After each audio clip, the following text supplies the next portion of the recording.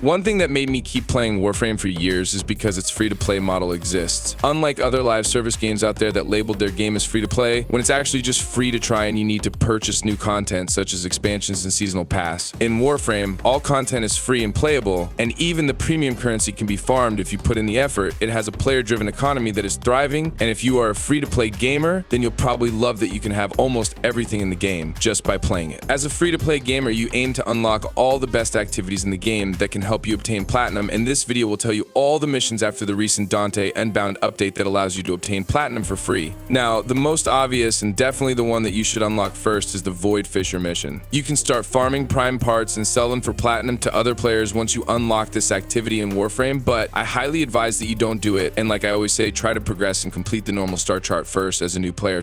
So you will unlock all the missions that allow you to farm relics easily. Basically, you would need relics and crack them open in Void Fisher missions to get prime parts that you can sell for platinum. The best star chart mission to farm a lot of relics is the capture mission to fight. You can farm Prime Axis, Lith, Neo, and Meso relics in these two Void capture missions, while the Axis relics can be farmed in the Apollo Disruption mission. This is a loot cave here when it comes to Axie relics, as this relic type is always a guaranteed reward in this mission, given that you have defended the right amount of conduits per round. Now, I have been a player for years before the Steel Path levels were introduced, and the only platinum farming missions in the game were Void Fisher, Riven selling, prime mods from the Void Trader, idle on hunt for the Arcanes, and more normal star chart. It was easy, but for a lot of long-time players, it wasn't that rewarding since it didn't have any challenges and it was just a repetitive grind. Well, I'm not saying that after you unlock Steel Path and have the best loadout, Warframe won't be a repetitive grind, but at least right now we can look forward to harder content after progressing through the star chart. And the best part is, once you unlock Steel Path levels, you will also unlock other passive ways of earning items that you can sell for platinum in the game. Once you unlock Steel Path levels, you'll be rewarded with a bonus on resource and resource drop chance. Then you get Steel Essence, which allows you to get access to Umbra Forma Blueprint, 30,000 Endo if it's possible, a Riven Cipher, Weapon Arcane Adapter, tons of Kuva per week without grinding the Kuva survival mission, and of course the relic packs that allow you to gain a decent amount of random relics per week, which you can use in normal star chart or the Steel Path Void Fisher missions right now. The best part is, Acolytes will also drop Weapon Arcanes, which you can either stack for max rank and sell to other players, or use in the Arcane Dissolution system, which turns it to Phosphor and allow you to get a chance to pick from the different Arcane collection and somehow get those rare Arcanes in the game. So basically, aside from Steel Path levels, you should also try to complete the Whispers in the Walls update, which by far completes the whole free-to-play experience in Warframe for now. It doesn't just have the Arcane Dissolution system, but also the new Deep Archimedia mission, which rewards new legendary melee Arcanes that sells for a good amount of platinum right now. Also, the Zeramin ship is a good source of platinum while also farming Endo in the process. The bounty you get from Quinn will allow you to gain standings, which you can trade for Molt Augmented and sell it for platinum. In the process, you will also farm a lot of Endio as rewards, which you can use to upgrade your mods. And of course, there's the new Omnia Fisher, and the best one yet is the Void Cascade Omnia Fisher and Steel Path levels that can grant you Weapon Arcanes and Steel Essence from Acolytes, plus a lot of Arcanes from the Thrax units. You can also burn all your relics here, hence giving you tons of prime parts in the process. There are lots of activities to do as a free-to-play gamer in Warframe, and by the way, there's a new update coming in June called Jade Shadows, and Digital Extremes will be hosting a free event that might host a free activity that will allow us to farm those legendary Arcanes easily. However, the developer said that they will limit the loot that you can gather in the upcoming event, so instead of unlimited farming, you only get to the farm at least 2 sets of max rank Arcanes. But just a reminder that we still don't know what exactly the events and rewards on the upcoming new activity in Warframe. Nonetheless, there are lots of activities in the game that you can profit from platinum, so you can buy almost everything in Warframe. Thanks to the player-driven economy, free-to-play gamers can have fun collecting new stuff without buying any expansions for real money. Now, I can't deny that there's a pay-to-win aspect in the game also if you choose to, as if you don't want to go through all those late-night grinds, then you can just buy platinum with real money. After that, you can choose to buy a Warframe like Mesa in the market, then buy mods from other players, and finally buy Forma 2 and rank up the Warframe until you have the best build suited for almost every mission in the game. Platinum does not only allow you to collect stuff in Warframe, but it also allows you to skip the grind, which for impatient players, there's always the option to just buy almost all of it with platinum. But then again, you have the option to pay real money or just chill and unlock the content for free at your own pace. Anyway, all the stories, missions, and activities in the game are free and they don't cost anything to play. As I have mentioned earlier, there are lots of activities that you can do right now to earn platinum and unlock the things you need to progress even more in the game. It may take some time, but honestly, the game is not a race, and like I always said, just enjoy every bit of the game as it gets better after 100 hours of game time. That may sound laughable, but trust me, once I have unlocked all the missions in the star chart and all the quests, I just couldn't stop playing Warframe. The best part is, you can always leave and come back anytime you want as it's free.